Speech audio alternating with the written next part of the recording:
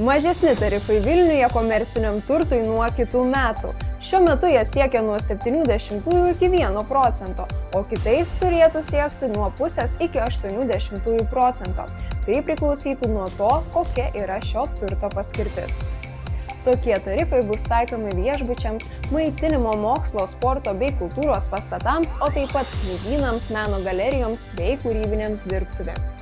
Tikrai žinau, yra atvejų, kai turto vertė išbrango net 3 kartus, tai mokesčio šokas yra labai didelis. Jeigu žiūrėtume į 20-tus, tai turime 40 milijonų, o jau kaip ateiname į 27-tus, turime 80 milijonų.